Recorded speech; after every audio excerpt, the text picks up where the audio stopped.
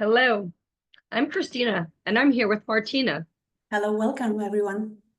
and we're your podcast hosts for Everyday Ordinary, Extraordinary Men. Most humans have a lot of preconceived notions and stereotypes about gender.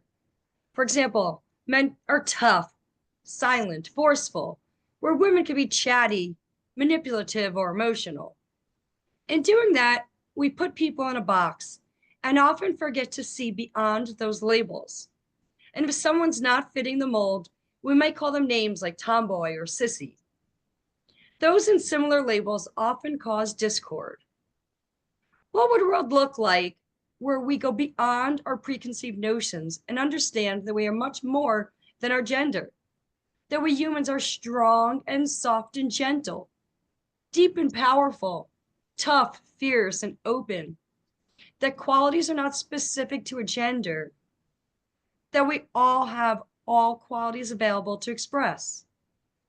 What would a world look like where we all are free to be who we choose to be and express our emotions? When we allow ourselves to express the so-called masculine and feminine qualities within ourselves, we set ourselves free. When we allow others to do the same, when we accept all of them, we create synergy, peace, and harmony. Today, we have with us Ben. Ben, we're so excited to have you with us today. So go ahead and introduce yourself to our guests.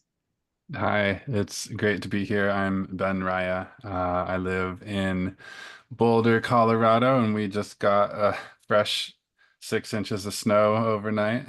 So, which was in typical Colorado style, it was predicted to be a 1 hour flurry, and 15 hours later, it's still snowing and everything's under snow. So, yeah, I'm in the middle of a beautiful mountainous winter wonderland, and I teach Tantra. I do a lot of work with men. I do a lot of work with my partner in working with couples and relationship, sacred partnership, communication skills, intimacy skills, and also working with men in particular, really on exactly the same project you just named in the intro, which is coming into a more integrated understanding that we all have access to both of these ways of being, and we need to stop dividing the human experience in half and saying, all right, all the women get this half and all the men get this half, and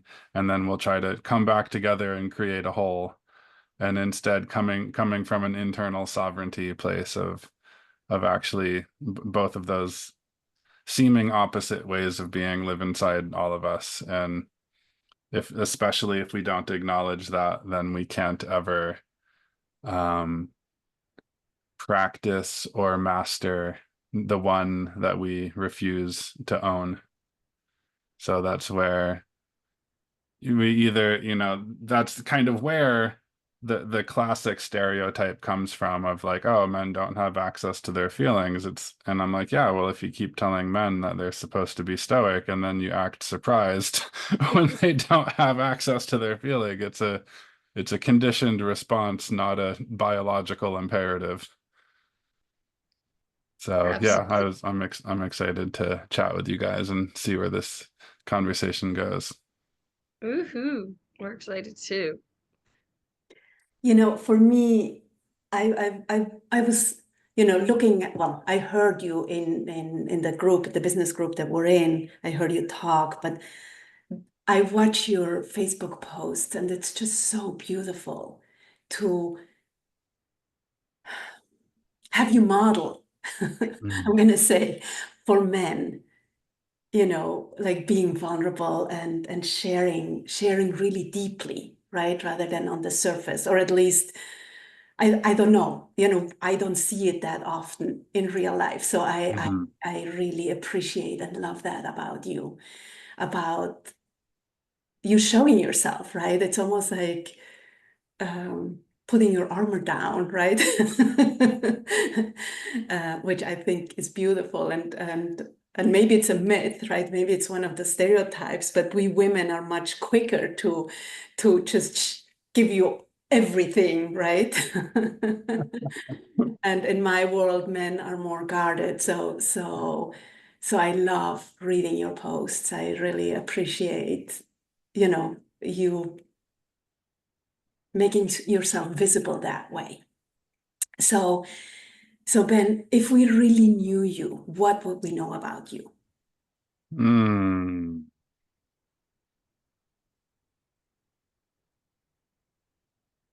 Hmm. If you really knew me, you would know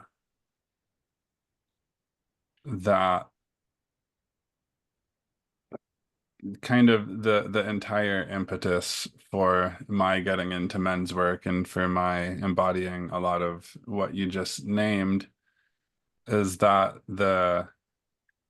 a lot of my life is driven by the desire to create a different world for my daughters to grow up into.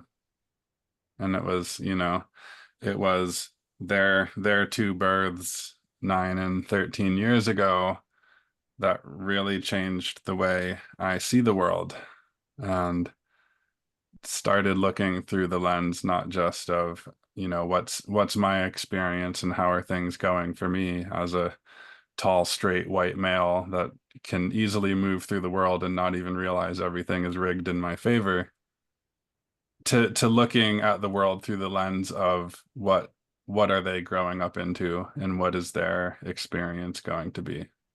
And even, the process of raising two daughters, or still in the process of raising two daughters, was a big thing that conditioned this area of my own growth of like, wow, I really need to figure out my shit when it comes to my emotions. I really need to learn how to engage with them in a way that isn't sharp or isn't forceful, or at least, not all the time. There's a time for direct energy, and also especially when they're younger, and being like, yeah, most of the time that seems to cause more impact than it does get anything to go the way I was hoping it would go. And so I feel like, as most parents will say, they are my greatest teachers, and I have them to thank for the rapid feedback on whether or not I was too sharp, and learning how to embody the alternative. That's so beautiful. Thank you for taking that challenge on, right? Thank you for being willing. And for you, it's probably normal, right? But we all know plenty of people who have the others who don't, right? So thank you for taking on that Yeah, job. or at least who don't know how, or don't even realize, because like so many people are just performing the version of masculinity that they were told Mhm. you're supposed to do. And even as you were naming, when you were talking about my Facebook posts, and appreciating the vulnerability and the taking off the armor, it is really fascinating being in the line of men's work from my perspective, where it's like pretty easy to get into the version of men's work where you're essentially just doubling down on bravado and be like, yeah, we're all, and like, I love that stuff. I love going to the gym. I love working on cars and driving fast. I spent 5 years working as a lumberjack in the mountains and being around heavy machine. Like, I love that vibe. And also I'm like, yeah, but that's not the thing most of us need to work on. We've got that.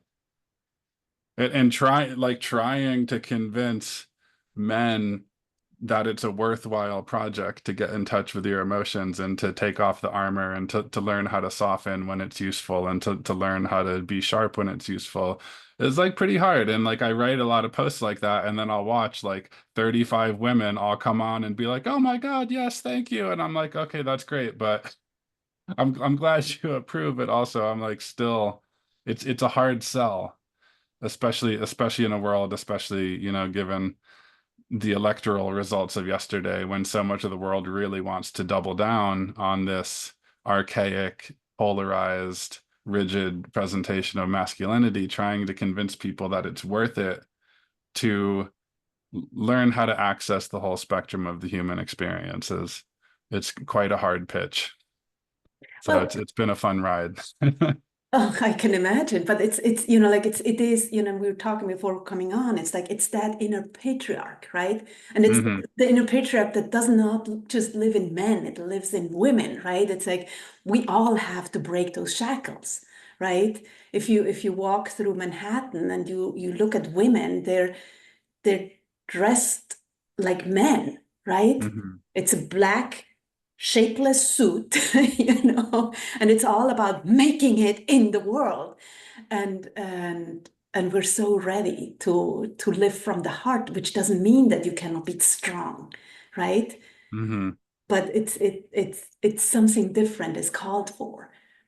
And yeah, and that's what I hear in what you're saying, right? It's like yeah, something Yeah, because I different. think there's absolutely an argument to be made, and I think there are a lot more women in leadership are already really deep in this project of helping women also connect more to the feminine essence and to get out of not or at least get a little bit more out of the rigid masculine, like even when I hear you like name New York City, and I've been there and I love Manhattan, but I know exactly what you're talking about, where like part of me is like, oh, but why does everybody dress like that? And it's like, oh, this entire world is unconsciously shaped around being able to move in a straight line as efficiently as possible. Yeah.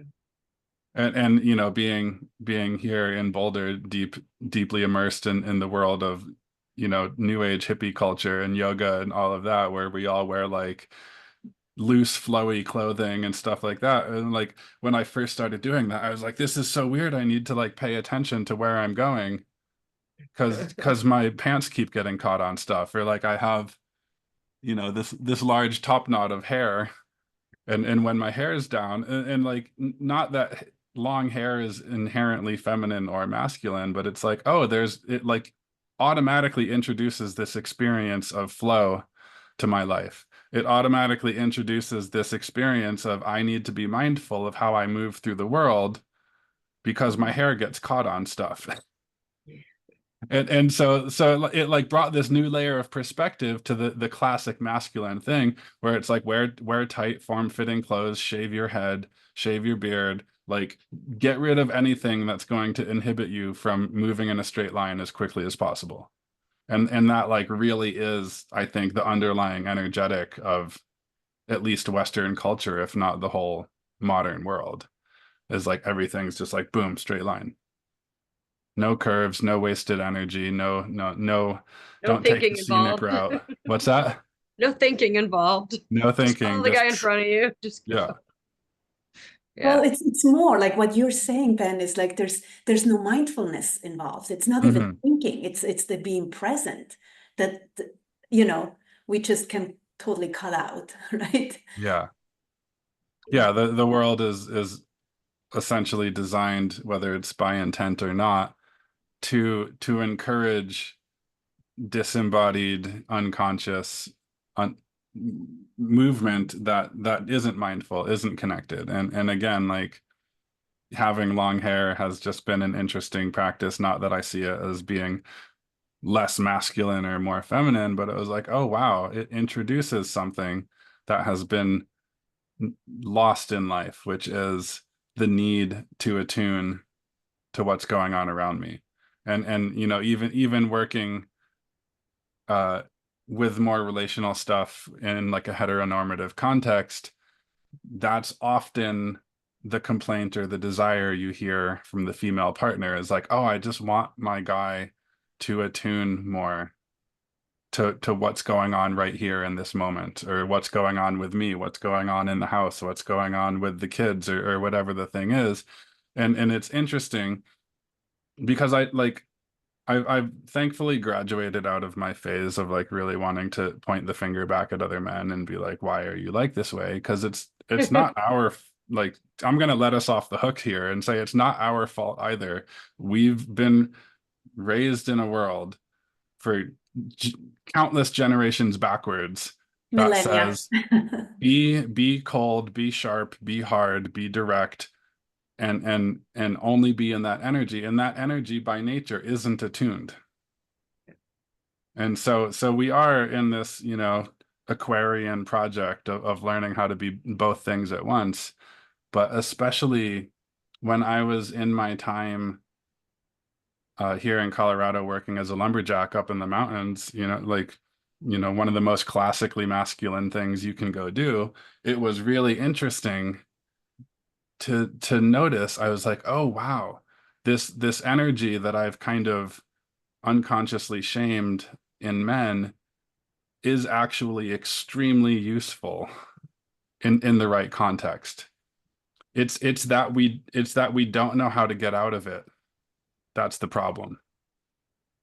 And it is because it's fundamentally at odds with the version of energy where you slow down, you move in a more fluid way, you take the time to smell the roses or to appreciate what's going on around you. And so it was like I feel like I've really come into a full spectrum appreciation of what I would call the classic masculine energy, and also in coming back to that relational context, like what I hear a lot of women wishing their partner embodied, and appreciating both of those things, and also like really starting to come back in the same way that you're doing, to come back more on the team of, you know, average Joe Western man, and being like, it makes complete sense that you don't know how to attune to what your partner needs or feels, because nobody ever taught you that.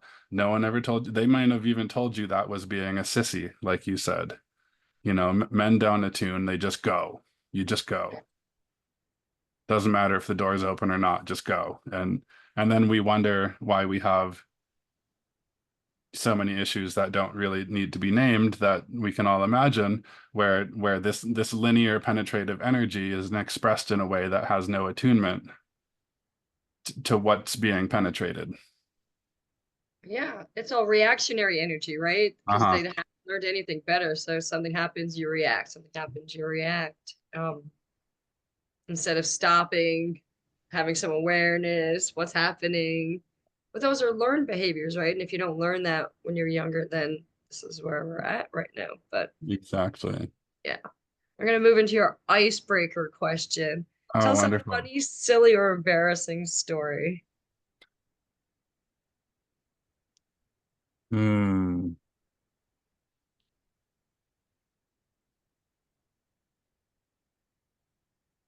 Funny, silly, or embarrassing. God, there's like so many of them, as I don't know how one isn't coming to mind right now. Hmm.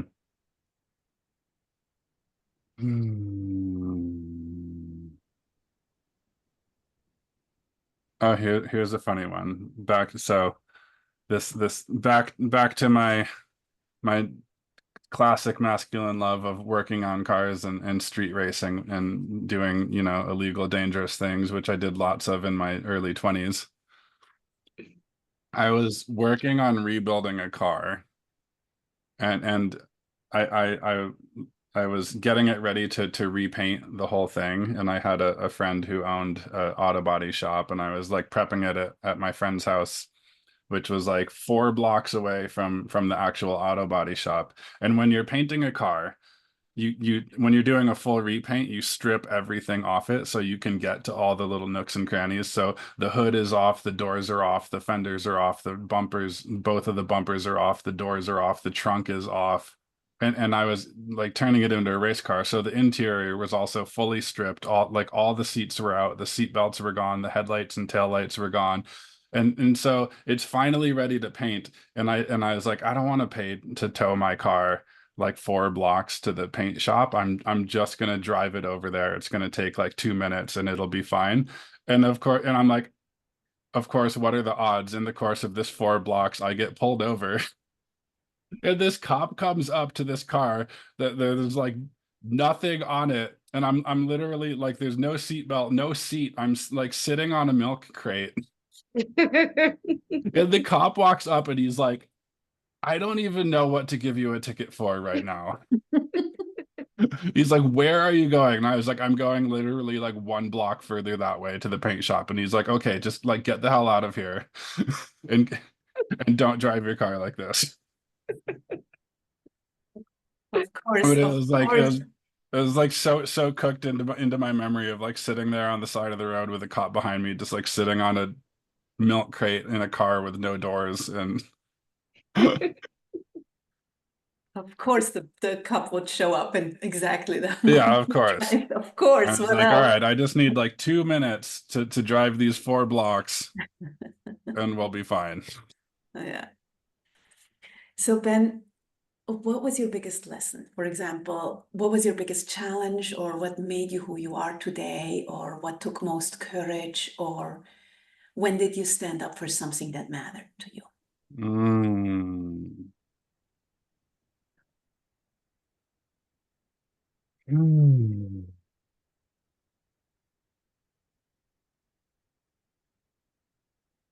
I think one of the hardest things and most formative things I did was the process of walking away from a very conservative Christian upbringing.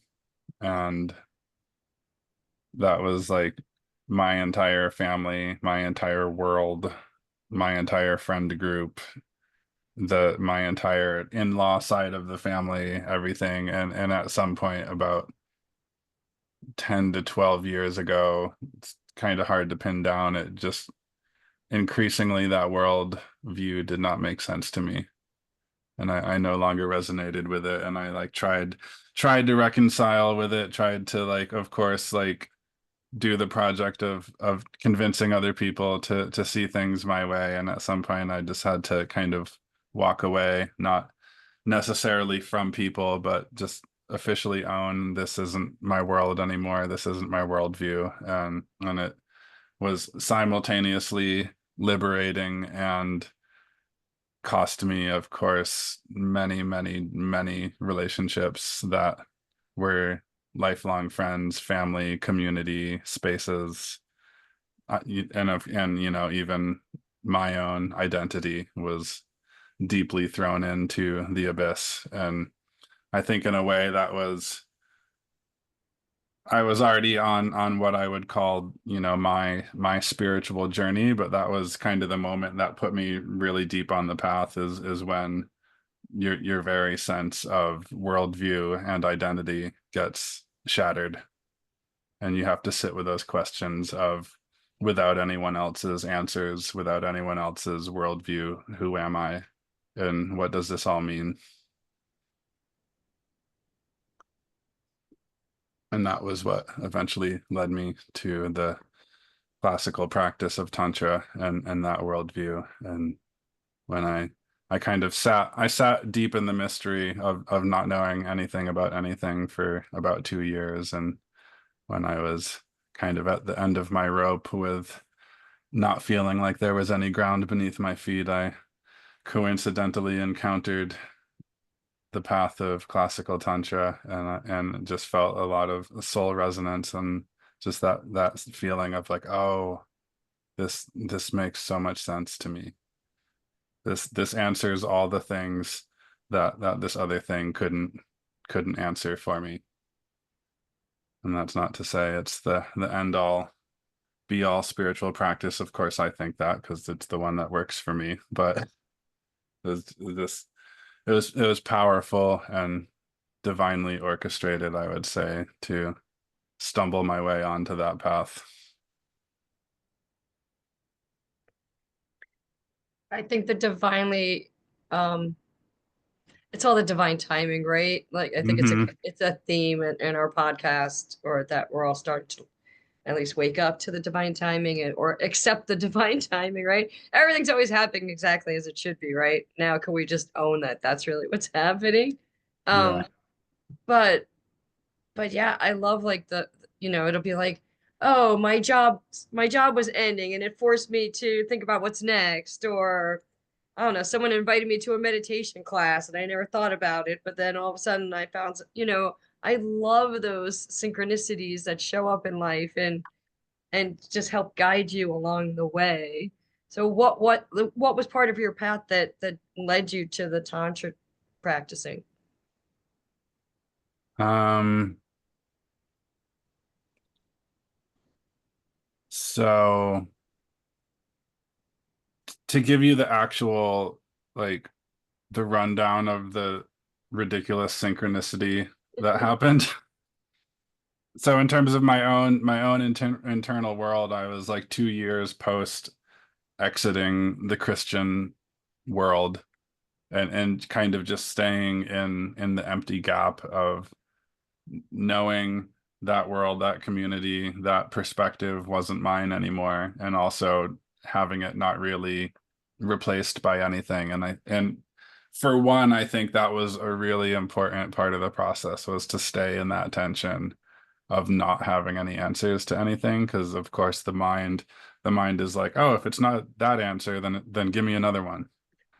And then we can just kind of leapfrog from answer to answer to answer to answer, and it kind of keeps us above the water in terms of really having to drop in to the deep ocean of your own essence. And so that was really challenging. Those were 2 really hard years, just internally. And I was also working as a professional photographer at the time here in Boulder. And oh, so first, I like most people, I heard that Tantra was about sex. And I said, well, that sounds great. I want to learn more about sex. That sounds like a valid use of time. And it is. So I went on Amazon and just typed in Tantra and ordered like all the books. And when they came to my house, most of them were in fact about sex, but the one that caught my attention was called Tantra Illuminated. And it was like a, phone book sized book about the classical path. And I just started reading it, and I was like, oh my God, oh my God, oh my God. And like just tore, like couldn't put it down. It was like page after page after page was putting pieces into place of like how I was trying to crystallize my worldview back into something that felt like it made sense on like the deeper body level, not really even the logical level. And so I bought this book on classical tantra unintentionally. And then about a week later, I get a call from a photographer friend of mine, and he says, "Oh, I'm supposed to go shoot a portrait session, but I'm sick. Can you go shoot it for me?" And I said, "Sure." And I go to shoot this portrait session, and it ends up being like right here in Louisville, outside of Boulder, is Gaia, the yoga company. And they do yoga products and like teaching courses and TV stuff and all of that. And so I go there, and I go to shoot the portrait session for one of their teachers, and I'm small talking. And I was like, "Oh, what is it you teach for this?" And he says, "Oh, I'm a meditation teacher and a Sanskrit scholar, and I teach classical non-dual Shaiva Tantra." And I was like, "Oh, that's so cool. I just bought a book about this and it's blowing my mind." And he asked me what the title was, and I told him, and he just started laughing, and he's like, "Oh, that's my book."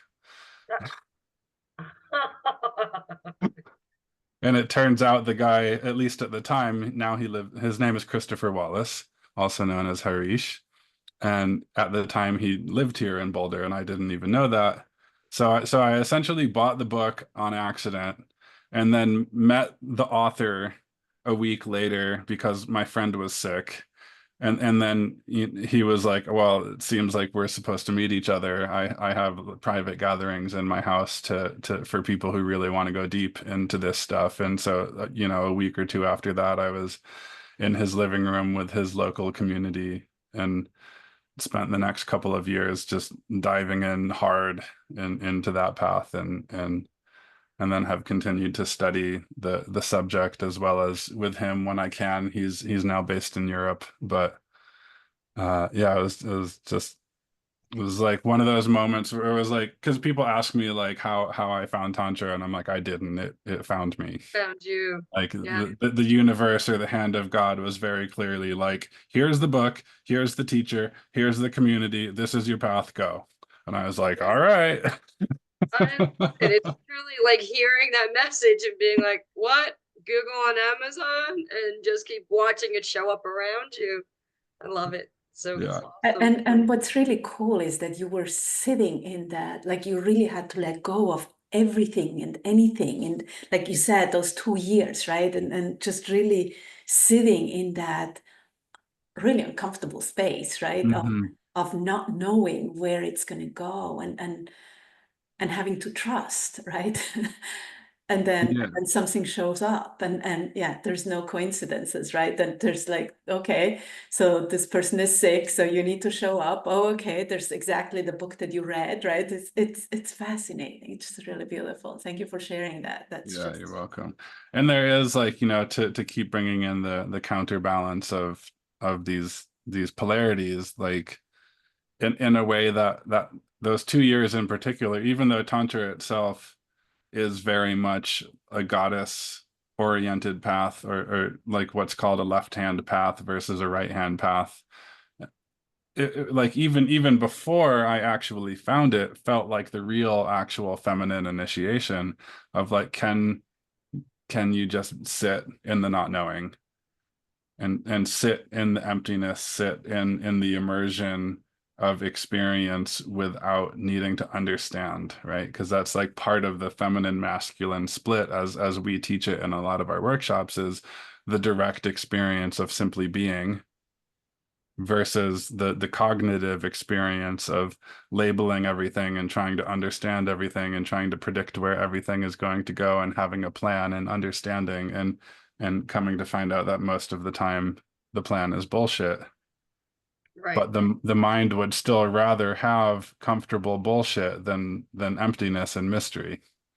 And Tantra very much is the path of how can you come into a relationship with mystery so that you stop bullshitting yourself all the way through life, because you don't know. And that's so uncomfortable.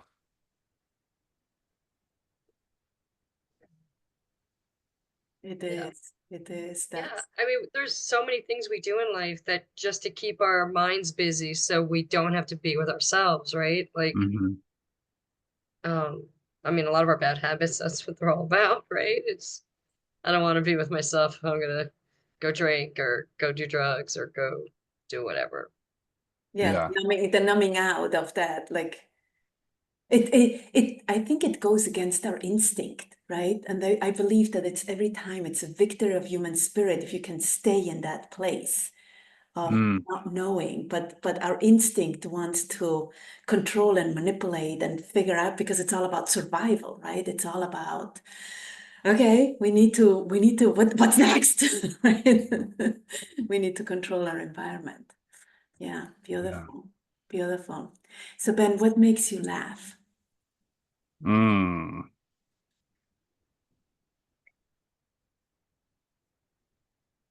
Definitely my kids. They're they both are hilarious. And we have a lot of fun together, and I love having that kind of relationship with them where they feel safe to be their authentic goofball selves and kind of be in that more vulnerable state of silliness. Yeah, they're both quite funny. We have a lot of fun together, and there's like, of course, there's the parent-child relationship, but there's also a layer of like, they're just two humans that I love hanging out with. And it's like almost, you know, I hear some people of the opinion that you're not supposed to be friends with your kids, and I'm like, that's the weirdest thing I've ever heard. Of course, not friends at the expense of discarding the parental relationship, but like I spent so much time with them where I'm just hanging out with two people that I love hanging out with. And so yeah, we laugh a lot together. And other than that, laughing at the absurdity of life.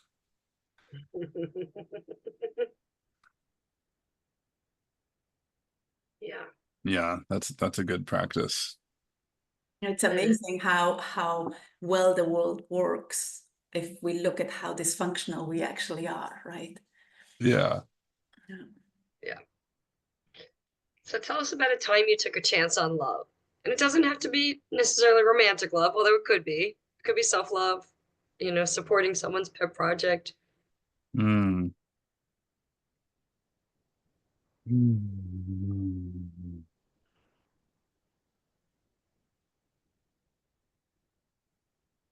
I God, I've taken so many chances on love. Like a true Gemini. Uh, let's see which one wants to be talked about.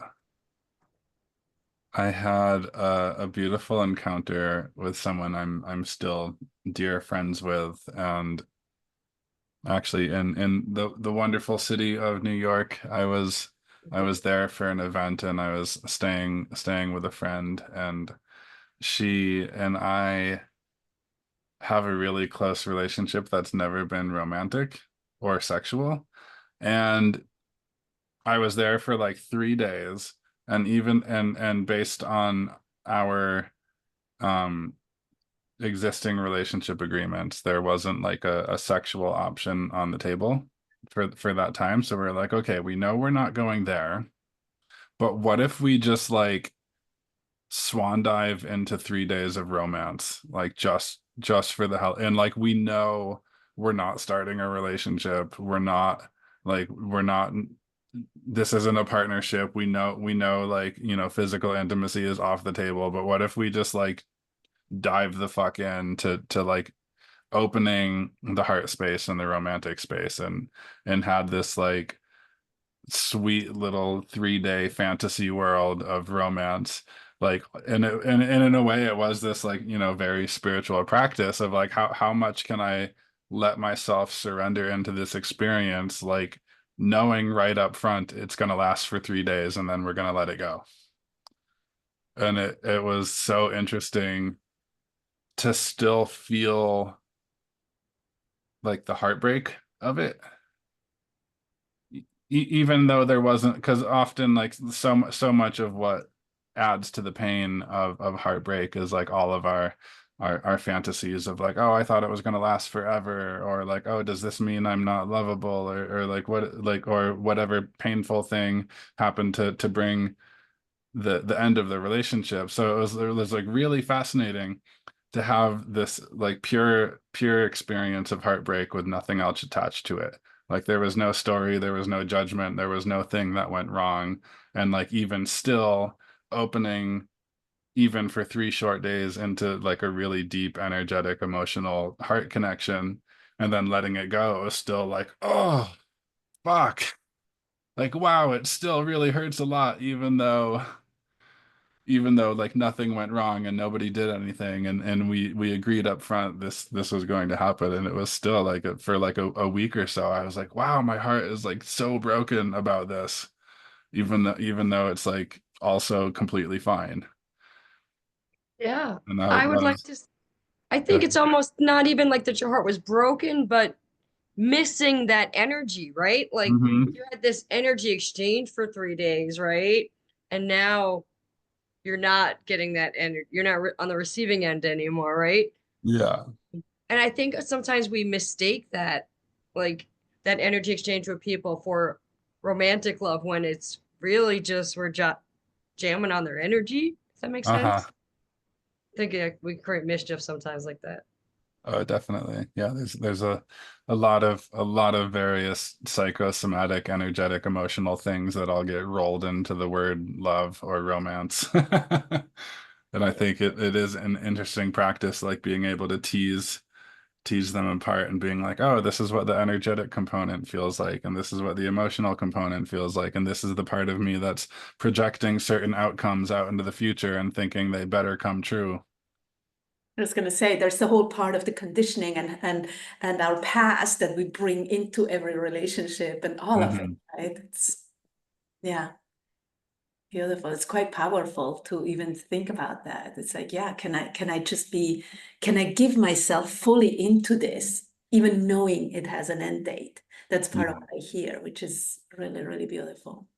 Which is really like the whole practice of life. Like Mhm. I think Absolutely. I think especially in the West, we go through such great lengths desperately try and avoid the fact that we're gonna die. And that you know, that little three-day weekend is actually just a microcosmic version of the deal on the table for everybody. Is like, this isn't going to last forever. It is going to end. Do you want to lean all the way into it and fully have this experience of being here, or hold back the whole time because in the back of your head you know it's going to end at some point? Yeah. Yeah. And that's life, right? It's interesting because we are so guarding our hearts always, right? And we think that will protect us from heartache, but really, like, what will protect us from heartache is just really stepping full in and playing full out, right? Uh-huh. Yeah, beautiful. So if you had a magic wand and you could give people any quality, what would it be and why? Mm.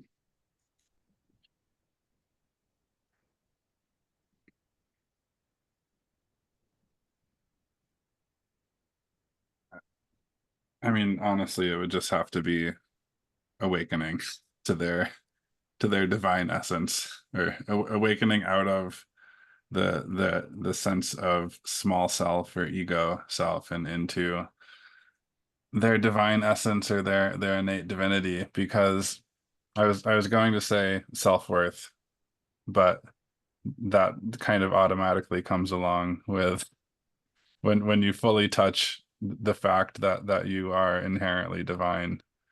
Like, I can't think of anything that would more fundamentally change the way that everybody engages with everybody. And all the problems in the world, in my opinion, can essentially be reduced to the fact that people don't realize how worthy they are. And we're trying to get it from our jobs, we're trying to get it from our political affiliation, we're trying to get it from our romantic partners, we're trying to get it from our kids, we're trying to get it from our parents. And it's like, oh God, like how much would the world change if everyone was moving from this place of deep, innate, irrevocable worth and divinity? Yeah. It gives me chills to think about. Like, And as you were talking about getting it from other people, it's like the image that I get is we suck them dry, right? We Mm-hmm. literally, we suck them dry. Well, like, not only do you suck them dry, but you can't even keep it because Yeah. it's not yours. So it's like the only love you could actually keep forever is your own, and everyone else's, it just kind of runs right through you like a meal, Mm. you know. And even though I left the church behind, I still have an appreciation for a lot of what Jesus had to say. And there's a passage where he talks about being that he has access to the water that doesn't run out. And he's like, everybody's thirsty, and you drink and then you're thirsty again, and then you drink and then you're thirsty again. And whether or not this is what he meant, it feels like an appropriate metaphor for what we do with, sourcing love and worth and identity from other people. It's like, oh, I drink a cup of love from you and it runs right through me and I'm thirsty again. And I drink another cup, and it's like, you need to find access to that source that doesn't run out. Or when you tap into your own love, when you tap into your own worthiness, when you tap into your own divinity, it's the well that doesn't run dry. And you're like, wow, I don't actually need anyone else to fill my cup because I'm not thirsty. yeah. And then, you make others responsible right. for you make others responsible for Yeah. how you're feeling because you're expecting it from them rather than taking care of yourself. Yeah. Yeah. Right. And when you can shift into being responsible for your own, self-love and generating that, then all your relationships just become so much better, right? Because now you're filled up, you're not you don't need anything from them. So now it's all just bonus, right? It's like, ah, Exactly. so much nicer to be with you now. I don't need anything from you. Yeah, it smooths out relating so much, because like so much of the ups and downs of a relationship, of course, especially in the romantic context, is like, if you're the source of my water, and I shrivel up and die if I don't get water on a regular basis, then what happens when you try to pull away? What happens when we have a rift, or like, you know, unconsciously woven into the whole connection is this sense of need of like, oh, I have to keep getting it from you because I don't have any. Yeah. And when you flip that, and again, I think this is coming all the way back to the inner relationship of masculine and feminine, that like all the things I used to look to the outside world for are found inside me. Then the way you engage with other people, romantic or not, is so much cleaner and simpler. Yes. It's like, oh, I can actually just share what I am with you instead of trying to get what I am from you. Yeah. So good. Yeah, So Ben, that's the real game. yeah, totally. What's your superpower? Oh,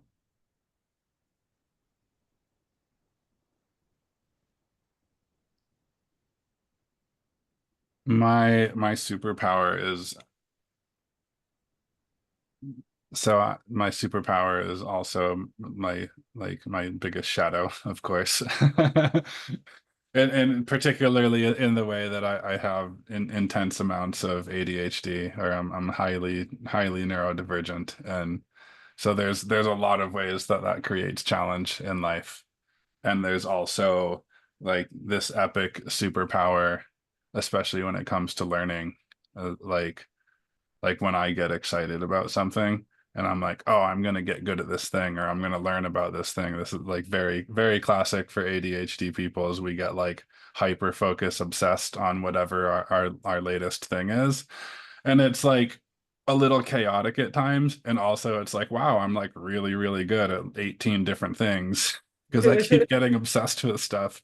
So it's like, it's something I've been trying to learn how to like consciously work with, where like, because it does seem like highly chaotic and random, and like, especially as I'm, you know, I'm now 42 and I feel like the ocean's starting to level out a little bit with the neurodivergency. Like that's also pretty common, that people who have neurodivergent brain chemistry don't feel like they really find themselves until somewhere in their 40s.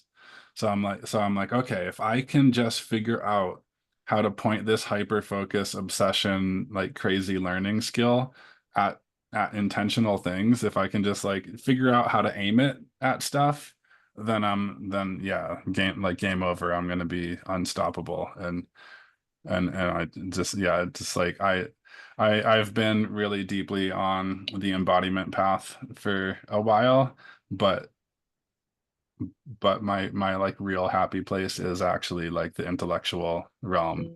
Like I just like, if I won the lottery tomorrow, I'd just like disappear and read books and study things and learn for the rest of my life, and the world would never hear from me again. It sounds much like my boyfriend. He's very, very similar. He deep dives into anything. He gets his, piques his interest, and then he's off. And there are times I might not hear from him for days because he may be up all night for days, just like deep diving into podcasts and TED Talks and you name it. And but then he literally would know everything about the subject, and Yeah. um, it's pretty impressive to watch. Like he can learn so quickly. It's fascinating to me. I don't learn the same way he does, and he it's almost like his brain's a computer. He can just Mm-hmm. Mm-hmm. takes it all in and processes it in and analyzes it, and then can like give you the highlights, and you're like, okay, perfect, because I don't want to watch all that information. Just Yeah. give me the subtitles, just the short version. But it's No, so impressive the to clip watch notes. because I can't deep dive the way he does, and so yeah, it's Mm-hmm. it's truly a superpower. Yeah. Yeah, it's a superpower, and it's also, it's challenging at times, where you're Learning like, to manage it, sure. wow, I like really need to be finishing this thing I'm doing, and instead I'm learning everything there is to know about, like, automobile technology in the 1920s, or and you're like, Or you just brain go hacking down these crazy adaptogens. rabbit holes, and you're like, wow, I know a lot of stuff about a lot of stuff, and also I wish I could aim it a little better at times. Yeah. Or figure out how to make a profit off of these random things I know. Yeah. Okay, Ben, last question. What Yes. is the legacy you want to leave? Like, what do you want people to remember about you? 100%. Like taking part in the reimagining of masculinity and manhood and how men show up in the world. And whether, you know, I feel like if I move the needle at all on that one, that feels like a great way to spend my life energy. I think it's not to beat up on men or the current state of affairs, but I feel like for a long time I was really focused on trying to help improve the experience for women. And I was like, because like it's like, oh, like women are the one who have been harmed the most, of course, by patriarchy. So turning the attention that way seems to make the most sense. But then I was like, even though it seems weird to put attention back on the men because we're like sort of the ones causing the problem, I'm like, oh, if we can actually fix this thing, then the other thing resolves. Kind of, not to, of course there's like, you know, things that need to be healed and things that need to be felt on the individual level, but on like the collective level, if the masculine and those who embody it can evolve, then everything automatically gets better for everybody. So even though it's like there's a part of me that just wants to like shake my finger and be like, yeah, men are the problem and stop doing that. But like I'm like, nobody knows how to do anything until someone shows them how to do it. And so I feel like that's my project in this lifetime, is to try and help imagine and present and embody a different way of being a man in this world, and hopefully helping shift the collective towards something that improves the experience of women and children and the planet and all of these things. So, and it feels like quite a undertaking. It does, but just inside of listening to you talk, it sounds so much more like a possibility. Even just the words that you chose when you were speaking about it, the reimagining of masculinity, it's so much more powerful than healing toxic masculinity, all the other ways you hear it talked about lately, which isn't empowering at all. I'm gonna run with reimagining of masculinity. It's so much more empowering. It opens up so much more possibility.